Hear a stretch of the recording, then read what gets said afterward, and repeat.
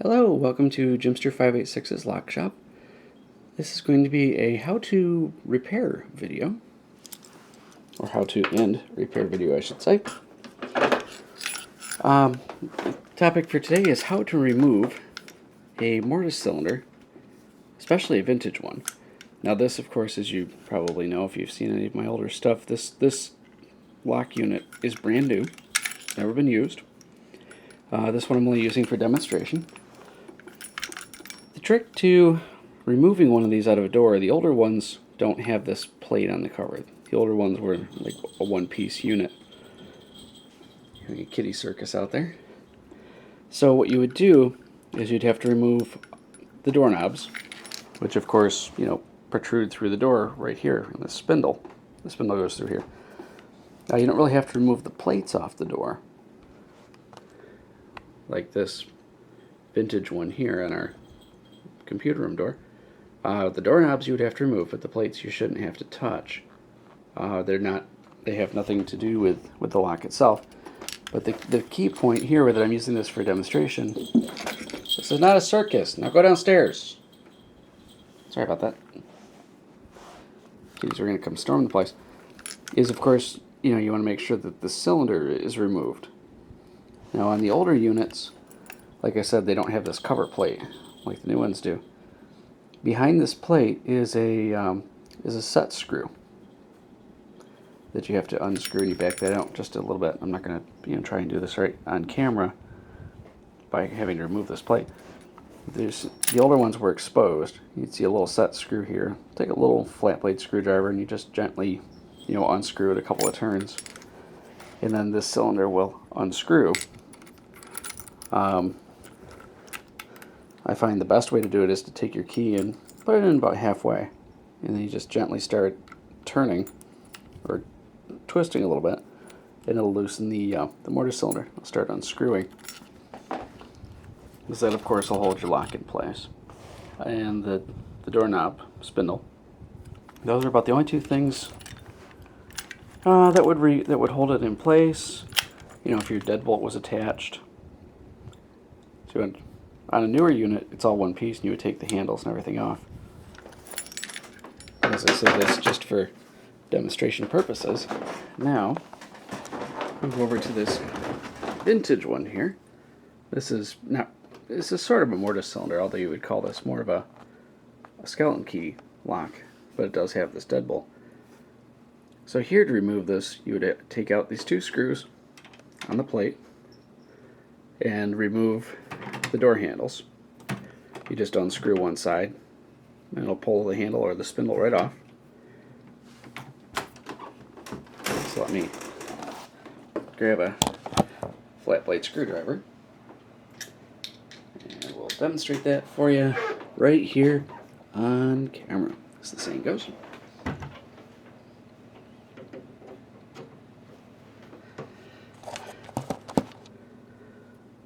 You just unscrew these two plates, or take these two screws out, and then pull the doorknob. I'm just going to unscrew this real quick.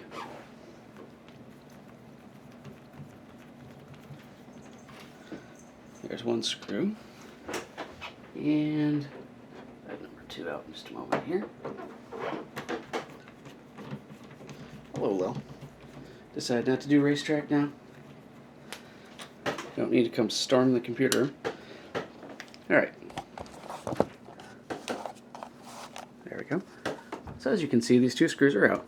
The other thing to do is to take, as I say, one of these two screws, either the front or the back.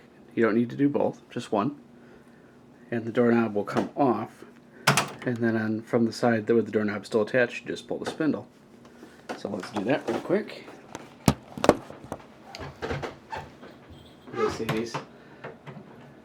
these old locks are actually quite easy to work on. There we go. So now, as you can see, there's the spindle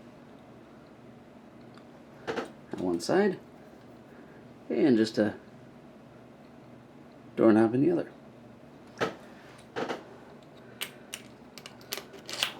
we just put those back together. Set that aside. Now that everything is removed, there's nothing else touching. Ouch! Stab myself with a screwdriver. There's nothing else touching this lock. It should pop right out. Now, if everything is out and it's not budging, what you may have to do is just very gently get a flat blade screwdriver behind here. So you may have to pry it out if it hasn't come out in, say, 80 years. It might just be stuck in there. The other thing to do, which applies more to one with an actual mortise cylinder, is to, and I'm not sure if you're going to be able to see this, I've got these washers in here to take up space. Let's try the back side. What you may have to do is get a flat blade screwdriver, in gently against this side here. I recommend doing that in where the mortise cylinder goes here, once that's exposed.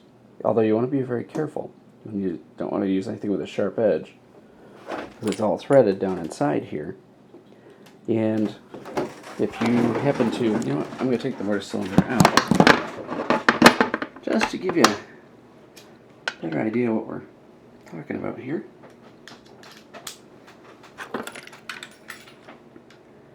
So let me take the plate off of this lock.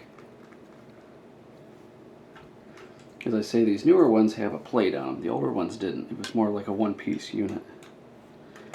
And it left the, where you didn't have to touch the front cover plate, because the set screws were exposed, which certainly made things a lot easier. It also made it a lot easier to defeat the lock, too.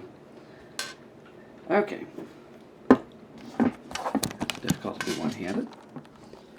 So now we have the cover plate loose. Off it goes. And now, right there is your set screw. So by backing that out a little bit, we will remove the mortise cylinder. Again, this is very a pain in the butt to do one-handed, which is why I keep putting the camera down. You don't want to take the set screw out completely. You just want to loosen it. And now that that's loosened, your mortise cylinder will start turning.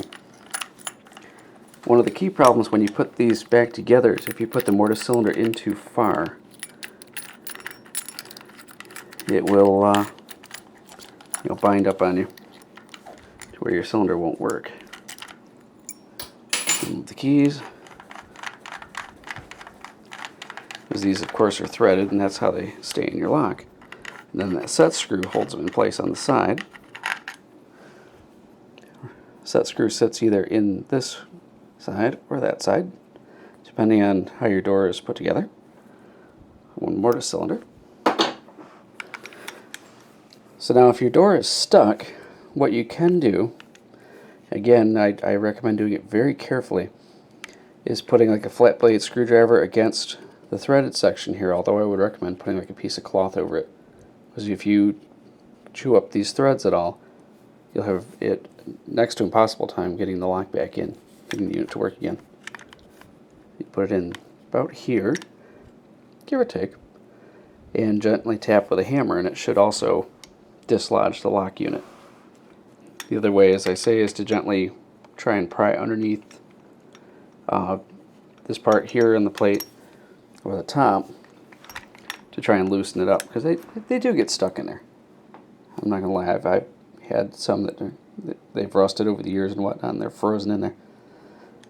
But that would be my recommendation as to how to remove a mortise lock set for repair.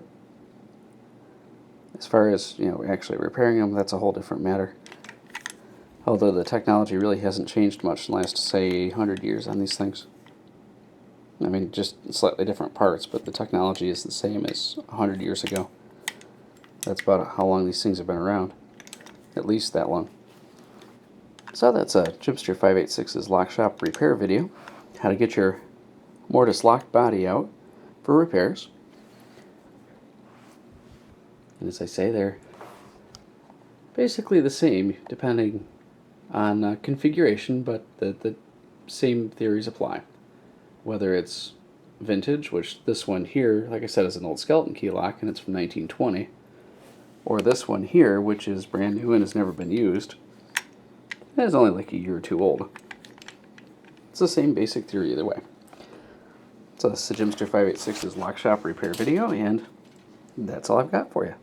Hope this can help you.